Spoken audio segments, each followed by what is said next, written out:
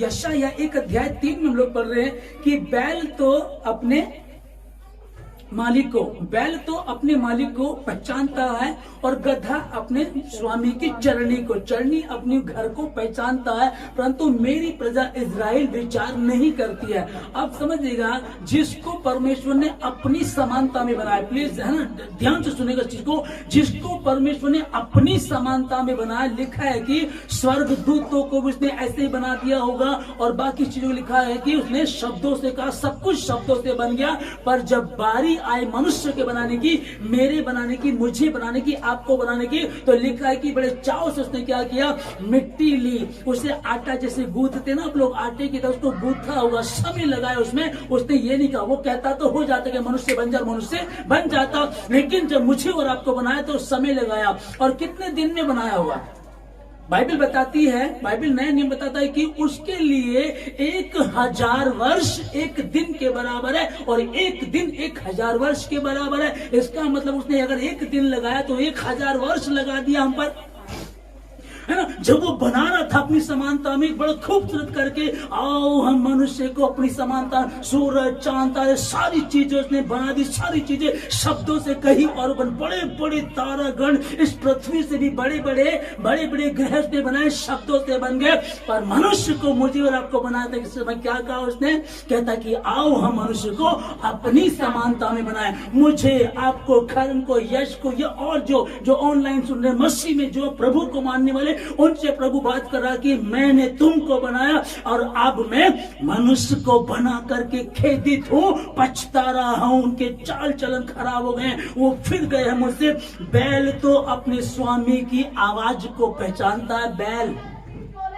बैल किसको कहा जाता है? बैल हम किसको कहते हैं? ये बैल है, इसको अकल नहीं है, ये बिल्कुल बैल इसको अकल नहीं। गधा किसको बोलते हैं? ये तो गधा ही रहेगा, ये कभी नहीं समझेगा। तो बैल भी पहचान रहा है, गधा भी पहचान रहा। बैल अपने मालिक की आवाज को पहचान रहा, गधा अपने स्वामी की चरनी को पहचानता, परंतु मेरी प्रजा इस्राएल मुझे नहीं पहचानती, विचार नहीं करती है, और मैं मनुष्य को बना करके पछता रहा हूं। और उसी मनुष्य के लिए परमेश्वर ने अपने इकलौते बेटे यीशु मसीह को दुनिया में भेजा, और वो दुनिया में आकर के फिर काउंसलिंग कर रहा उन लोगों से कि भैया अधूरे सुधार से विपत्ति आती है, अधूरे सुधार में दिक्कत है। तुम लोगों ने सत्य को जाना, अरे उसने कहा कि मैं तेरे कामों को जानता, ना तो तू ठंडा है ना तू गर्म है, मैं जानता तुम्हारे कामों को, पर वो सुधर नहीं रहे हैं। क्या हालत हो गई है अपनी समानता में, जिसने उसको बनाया, आज उसकी तुलना बैल और गधे से भी गई गुजरी हो गई, कि बैल भी समझ रहा है, गधा भी समझ रहा है, पर मेरी प्रजा नहीं समझ रही है।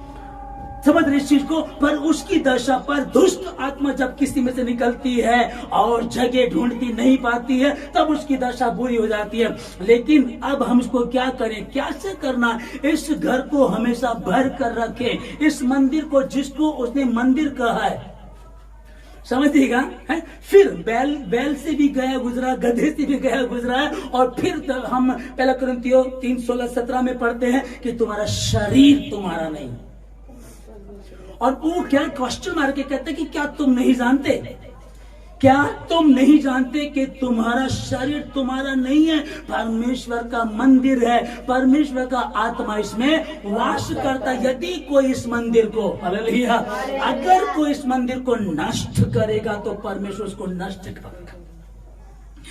प्रभु कहता है कि मैं जलन रखने वाला परमेश्वर हूं, और मैंने कहा कि जो तुझे छूता तुझे नहीं, मेरी आंख की पुतली ही को छूता, जो तुमको छूता तुम्हें नहीं, मेरी आंख की पुतली ही को छूता है। इतना प्यार करता, आसमान को छोड़ करके, स्वर्ग को छोड़ करके आया, निष्पाप था, निष्कलंक था, निर्दोष था, और मेरे और आपके लिए पापी बना, दोषी बन गया। पर हम अपनी चाल को सुधार नहीं रहे हैं, और वो कह रहा अधूरे सुधार से विपत्ति मेरी प्रजा कब मानेगी, कब मानेगी, नहीं समझ रही, नहीं मान रही है, और फिर मुसीबत पड़ती है तो फिर आकर के उसी की शरण में आते हैं।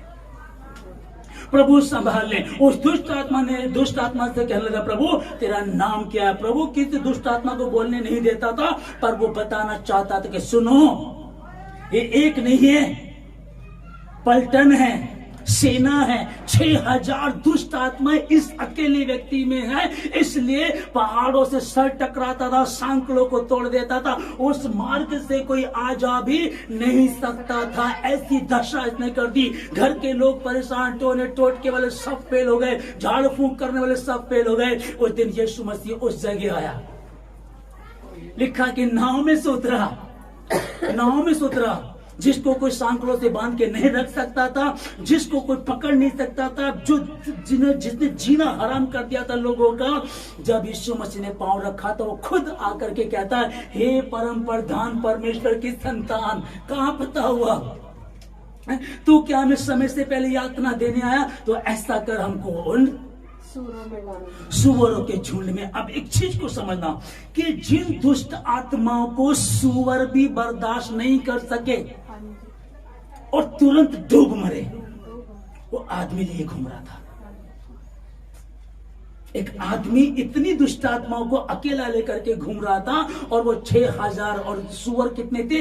2000 सुअरों का झुंड था वहां। और वो जब उनमें समाई तो वो ढलान से गिरे और मर गए, डूब करके मर गए। वो भी उसको बर्दाश्त नहीं कर सकी। इतनी सुअर को गंदी चीज बताया जाता, गंदी बताया जाता, गंद बताया जाता। वो सुअर भी उस दुष्ट आत्मा को उनको बर्दाश्त नहीं कर सकी, वो डूब मरी। और ये अकेला मनुष्य लिए घूम रहा था। सोचो कैसी दशा हो जाती है।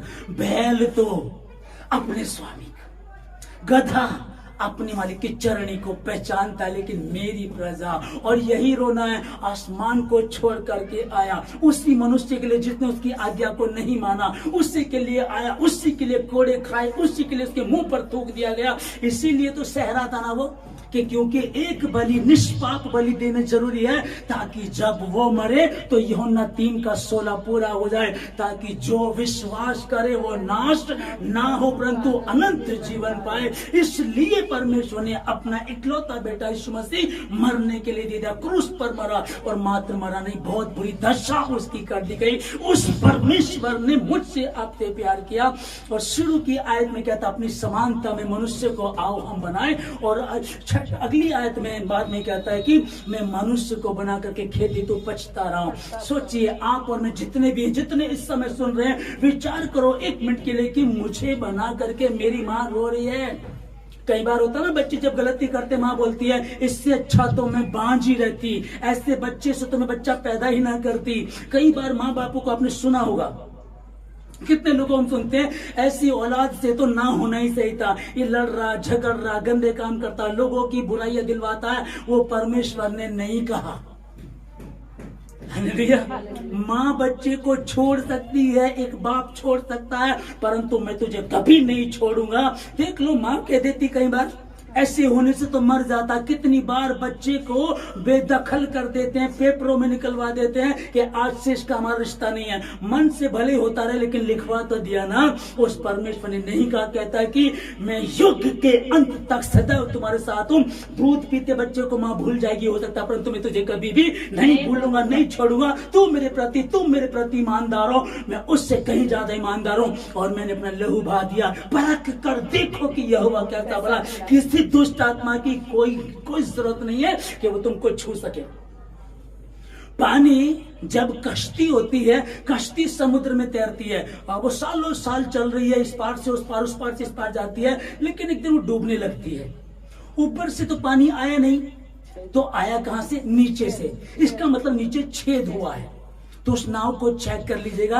आपका शरीर जो है, आपका शरीर, हमारा जो है, इस शरीर को एक कश्ती के समान है। अगर डूब रहा है, कोई प्रॉब्लम चल रही है, तो चेक कर लो, छेद तो नहीं है, झूठ तो नहीं बोल रहे, चुगली तो नहीं कर रहे, व्यभिचार तो नहीं कर रहे, गंदे काम तो नहीं कर रहे, कुछ ऐसा तो नहीं कर रहे जो हम अनाज्ञाकारिता में आता है, जिसके लिए प्रभु ने मना किया था। जब हम चेक करेंगे और निश्चय वो सामने खुल करके आ जाएगा, जब आप उसको जानेंगे, परमेश्वर आपको प्रकट कर देगा। अब समझ लीजिएगा चीज को कि प्रभु कह रहा है, उसने प्यार किया, वो कश्ती डूब रही है। कई बार लोग समझ नहीं पाते और जीवन को ना खेल समझते हैं। इस जीवन को खेल समझते हैं, कुछ नहीं है तो एक गेम है, कुछ नहीं है। अरे जवानी एक बार आए फिर ना वो ना एक बार जो आए जवानी, कुछ ऐसे करके ना, मतलब जवानी पर फिर नहीं आएगी। पर प्रभु कह रहा हकीकत है, हे जवान अपनी जवानी के दिनों में आनंद कर। हाँ, एक बार आई है, लेकिन हमेशा का जीवन तब है। और उसके बाद दो जगह है, या तो स्वर्ग है या तो फिर नर्क है। अब यहाँ जी लिया तो कोई बात नहीं है, जियो, मना नहीं कर रहा, हाथ नहीं पकड़ेगा तुम्हारा। तुम पैक पीने जा रहे हो, चुगली करने जा रहे हो। अरे हमें पता, हवा जब फल खाने जा रही थी, प्रभु रोक सकता था, हवा वेयर इज गोइंग, कहां जा रही है, कह सकता था, लेकिन नहीं, स्वयं की इच्छा दी है। कहा जिस दिन खाओगे उसी दिन निश्चय मर जाओगे, कह दिया ना, कह दिया। अब अगर पता नहीं करूं कि ना करूं, जाऊं कि ना जाऊं, चिंता मत करो, वो परमेश्वर तुम्हारा। पर फिर मैं क्या कह रहा हूं आप लोगों को, उड़ाऊ पुत्र की कहानी सुनाने लगा लोगों को, कहने लगा एक पिता के दो पुत्र थे, बड़े वाला तो घर में था, छोटे वाला चला गया, लेकिन तो भी जब लौट करके आया तो पिता द्वार पर बैठा हुआ था। वो ऐसा बाप है, मुझे और आपको अभी भी बाहें पसारे, कब आएगी, आ बेटी घर लौटा, आ बेटे घर लौटा, दुनिया की भीड़ में क्यों खो रहा। वो अब भी पचा भी देखो, खता की शीशा किसने तोड़ा, बच्चे ने।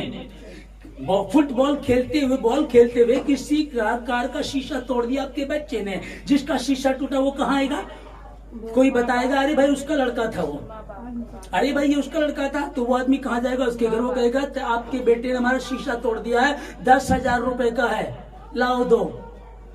क्या कहोगे कि बेटे को लेकर के चले जाओ, नहीं ना, क्या कहोगे, मैं आपके रकम चुका दूंगा, मैं दे रहा हूं, अगर है तो तुरंत देगा, नहीं तो कहेगा मैं चुका दूंगा, पर मेरे बच्चे को कुछ मत कहना। गलती आपने की, मैंने की, गुनाह हमने किया, और हम सबके गुनाहों की सजा उसने ली, और तो भी लोग समझ नहीं पाते।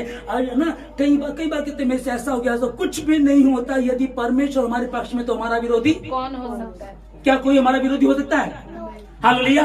क्या कोई हमारा विरोधी, कोई भी हमारे विरोधी नहीं हो सकता। शिष्य के सामने जिसे तुम देखते हो वो ही तुमको तुम्हारे खुदा से दूर करा सकता है, दूसरा कोई नहीं करा सकता। क्योंकि यूहन्ना बपतिस्मा देने वाले के दिनों से लेकर अब तक स्वर्ग के राज्य में बलपूर्वक प्रवेश होता रहा है, और बलवान उसे छीन लेते हैं। आमीन। जो बलवान होगा छीन लेगा। मैं बलवान हूं, मैं उपवास रखूंगी, प्रार्थना करूंगी, कुछ गलती हुई कोई बात नहीं, कुछ गलती हो कोई बात नहीं, अब तो गलती हो गई, अब तो मैंने ये कहा कोई बात नहीं, तो उसके समीप जा। दाऊद से भी गलती हुई, भयंकर गलती हुई, पर वो कहने लगा प्रभु या तो मौत दे दे या फिर मुझे माफ कर दे। गलती शाऊल से भी हुई थी, शाऊल ने माफी 1-2 बार मांगी, ज्यादा उसने बात नहीं करी, और वो कहने लगा ठीक है प्रभु बात नहीं कर रहा, कोई नहीं, मैं भूत सिद्धि वाली के पास चला जाऊंगा। और उसने खुदा को भूल करके दूसरी जगह चला गया। मैं और आप हमेशा एक ही बात को कहें, तू चाहे आशीष दे चाहे ना दे, आशीष तुझसे लूंगा, बरकत तुझसे लूंगा, मेरा परिवार तेरे ही हाथों में दूंगा, किसी दूसरे के हाथों में नहीं दूंगा। तू ही मेरा खुदा है, तू ही मेरा परमेश्वर है, तेरे ही चरणों में पड़ा रहूंगा। प्रभु गुस्सा है, मैं बात नहीं कर रहा, फिर मनाऊंगा, दूसरी बार, तीसरी बार, चौथी बार। आपका बच्चा बिगड़ जाता, कितनी बार मनाते हो? हर बार मनाते हो, हर बार बात करते हो, आपके मम्मी पापा हर बार, क्योंकि ये बच्चा ये समझ नहीं रहा, हमको समझना। पिता को दुख हुआ, गुस्सा आया, उसने गलती की। दाऊद कहने लगा प्रभु एक वर तुझसे मांगता हूं, वो मुझसे ना छीना, कि मैं उम्र भर तेरी देवड़ी पर पड़ा रहूं। हालेलुया। अब तेरी देवड़ी पर रहूंगा तो फिर तो अपने आप संभाल लेगा। लंच टाइम होगा तो लंच देगा, ब्रेकफास्ट का टाइम होगा तो ब्रेकफास्ट देगा, डिनर का टाइम डिनर देगा, और किसी दिन पकवान बनेगा तो वो भी मिलेगा। तो तेरी देवड़ी में पड़ा रहूंगा तो उत्तम से उत्तम पदार्थ को खाऊंगा, क्योंकि यहोवा चरवाहा मेरा, मुझे कुछ घटी ना होगी। मेरे दुश्मनों के सामने, हर दुष्ट आत्मा के सामने, हर गंदी आत्मा के सामने मेरे लिए वो मेज बिछाता है। मैं तेरा यहोवा हूँ, है ना। घोड़े खच्चरों की तरह मत बनो, मैं तुम्हारा यहोवा हूँ। अपने आप को पहचानो, अपनी गरिमा को पहचानो, मैं यहोवा का हूँ, मैं यहोवा की हूँ। और यदि यहोवा मेरे पक्ष में है, वो सेनाओं का यहोवा मेरे पक्ष में, तो मेरा विरोधी कौन हो सकता है? कोई अंधकार की शक्ति तेरे डेरे के निकट भी नहीं आने पाएगी। पर जो परम प्रधान के छाया स्थान में बैठा रहे, कौन बैठा रहे?